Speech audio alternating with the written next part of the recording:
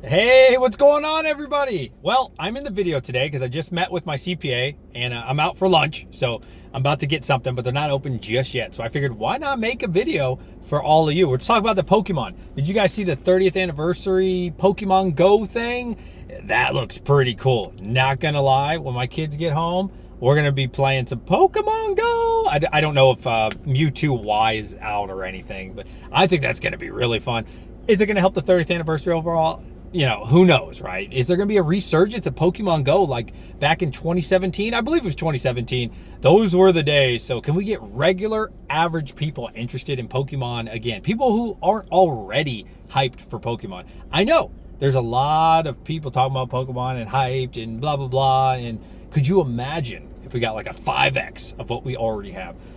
What I'm seeing right now for the 30th anniversary, I do want to say, my opinion means nothing. This is just a talking head video, but man, I'm seeing a lot of euphoria. I'm seeing a lot of people talking about the 30th that don't even care about Pokemon normally. And we did just see, I believe it was on Twitter, now X, we did see the Japanese McDonald's talk about it, and they're confirmed to gonna have something going on for Pokemon Go and Happy Meals and all this stuff. So will we see that stateside? I'm not sure. I really hope so. I would love to see just a bunch of hype and euphoria and celebratory, or celebrations for the 30th anniversary.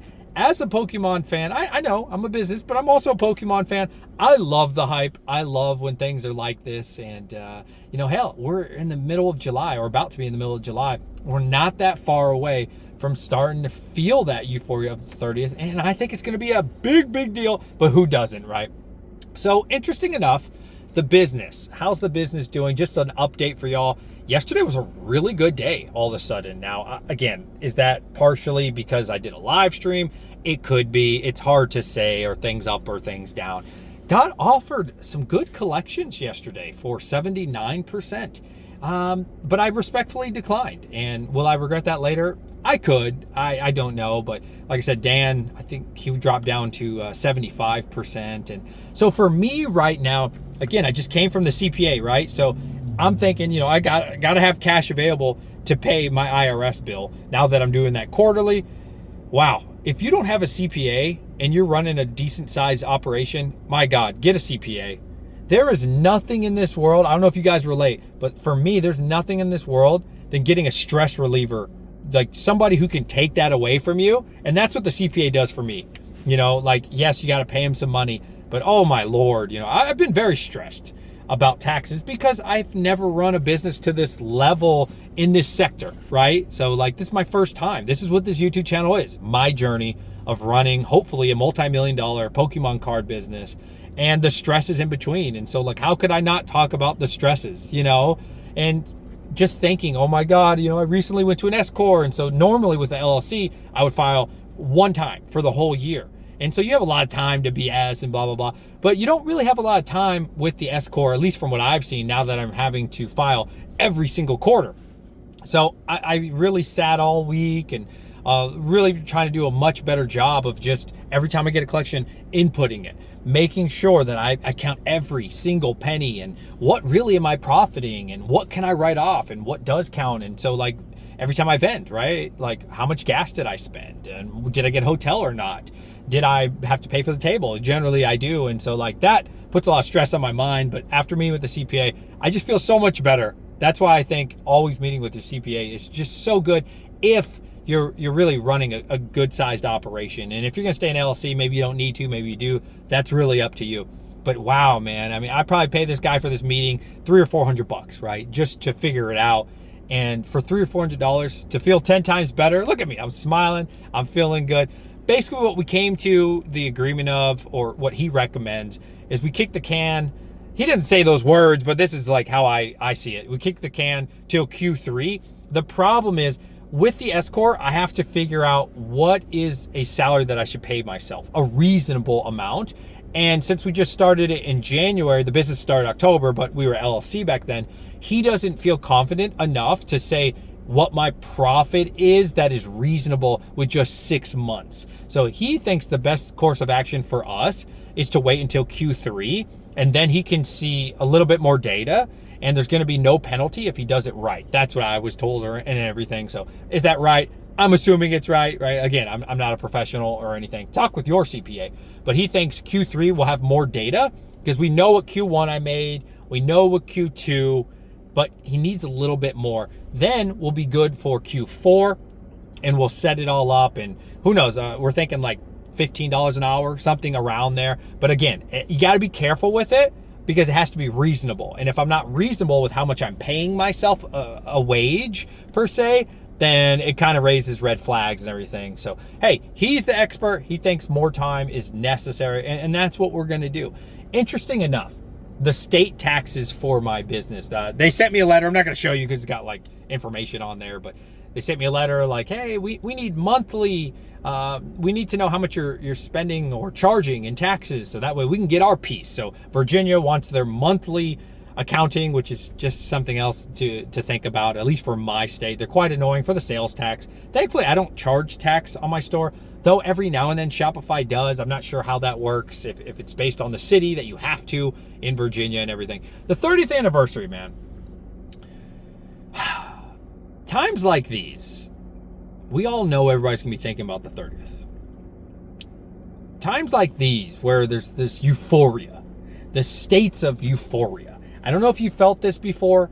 I don't know if you've been through bear runs and bull runs and stuff. Anytime, now that this is like my 5th bull run, not in Pokemon, but like overall, somewhere around 5th, maybe it's the 4th or whatever.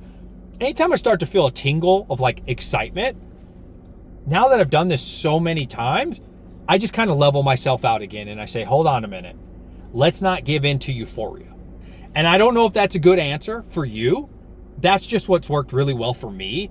Because if I start to feel like this euphoric state, if I start to feel excited or overly optimistic, in the past that has burnt me. So I just try to level myself back out into reality and kind of see it for what it is. The 30th anniversary is going to be incredible, and I don't think there's any denying that. Will the prices continue to go up or stagnate, or will this be printed to the ground?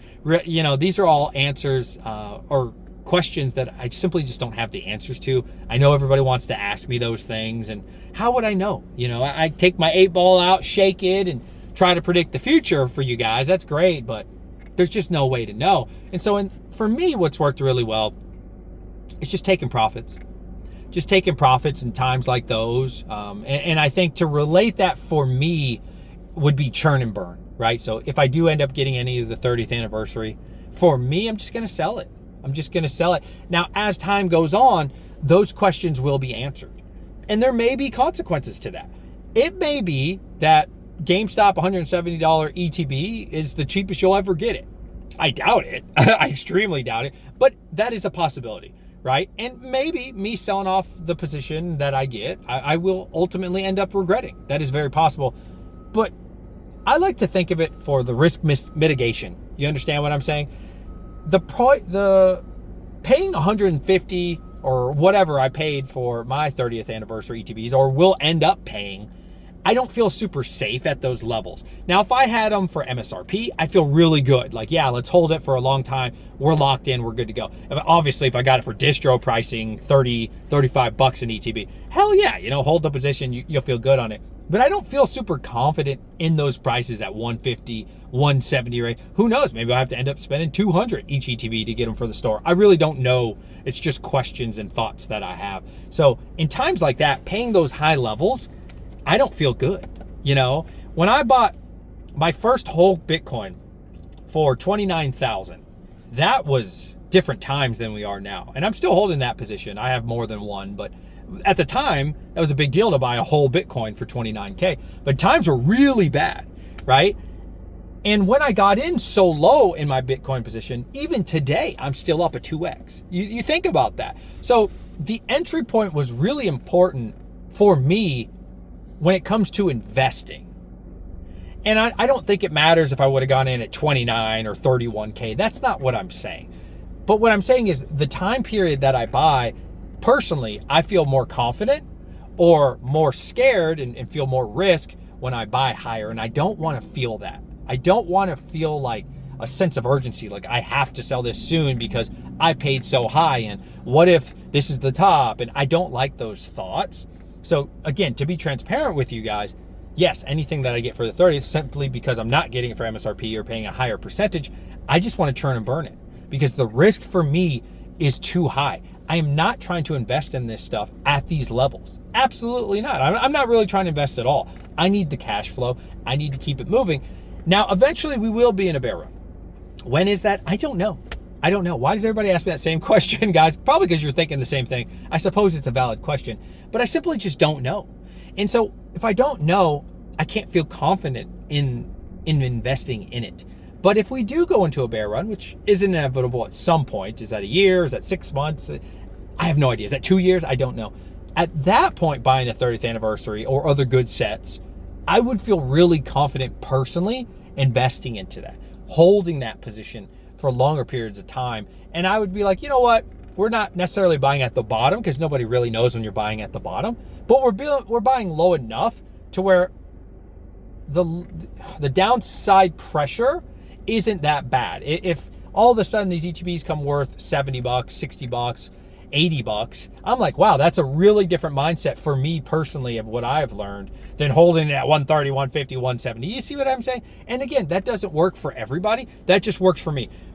I'm in a position of life now that I'm older and seasoned in investing and buying things in general. And, I don't have to hit home runs anymore. For me, I just need little base hits, I just need little wins, and that helps me sleep at night.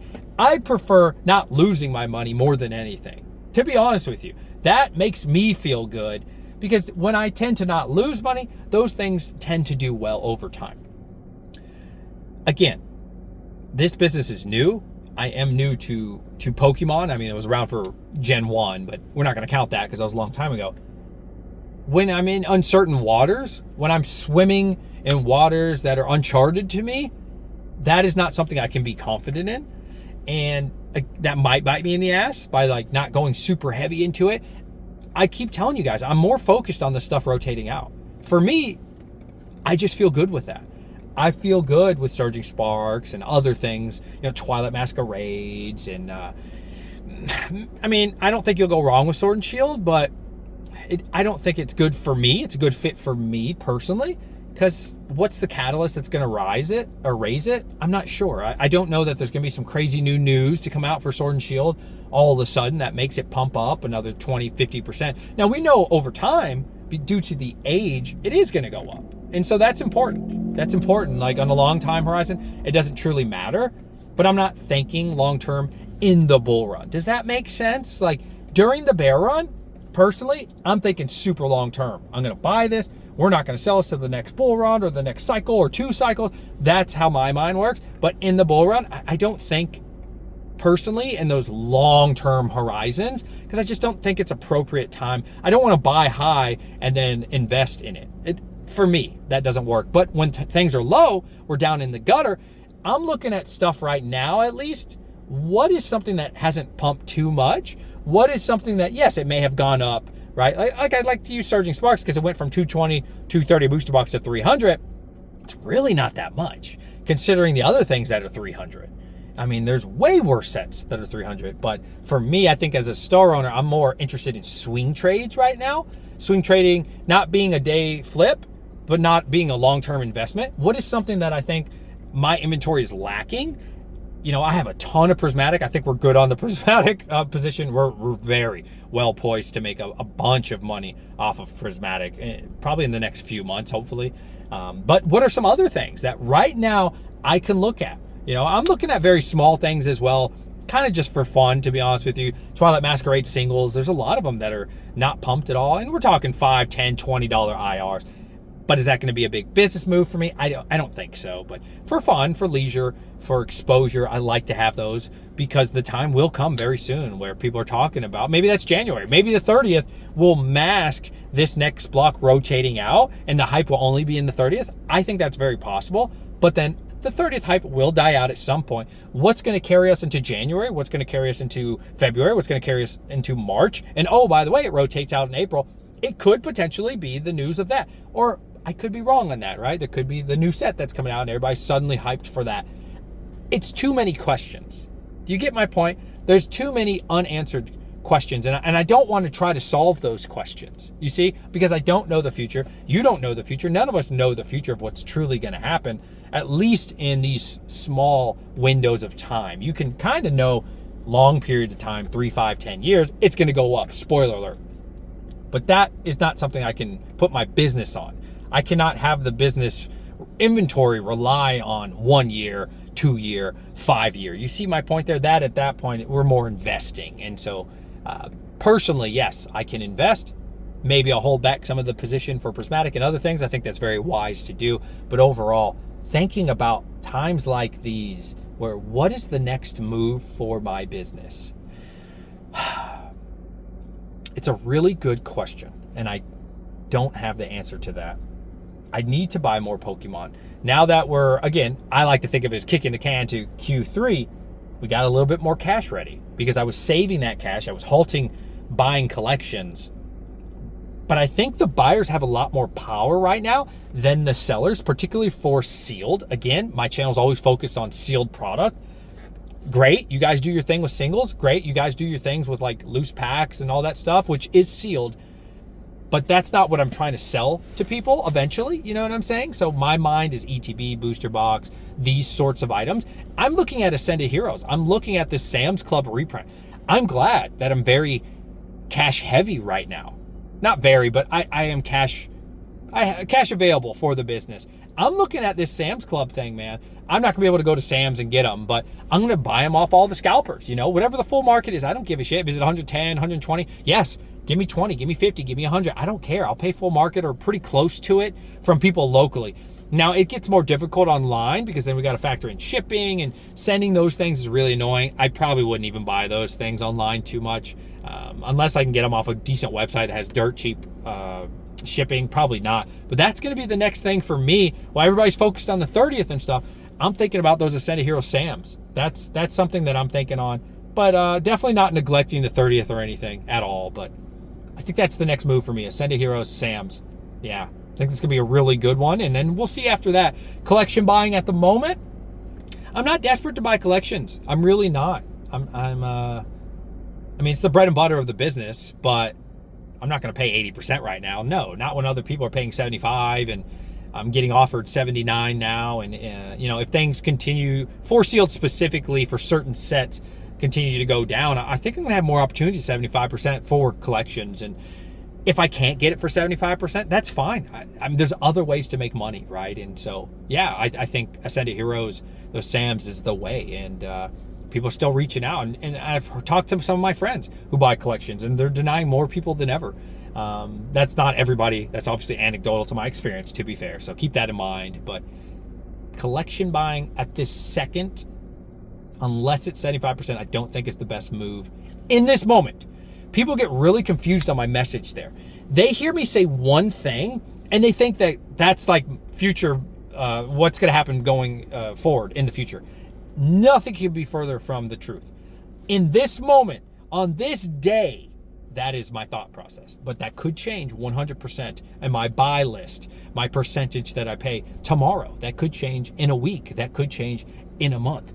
That's just what we're thinking. That's what this channel is all about. What we're seeing, what we're experiencing in the moment. You understand the difference there? Never get confused. Well, DJ said it's slow today. Shh. Yes, today. But that doesn't mean it's slow tomorrow or in a week or in a month or in a year. Keep that in mind, guys. Always remember that. I appreciate every single one of you. If you watched this, if you enjoyed my content and you made it to the end, I want you to put in hashtag Oakley or hashtag sunglasses. You like them? They're okay. Hashtag Oakley, hashtag sunglasses. Appreciate you guys. I think we rambled enough, and now the restaurant's open. Peace. Goodbye.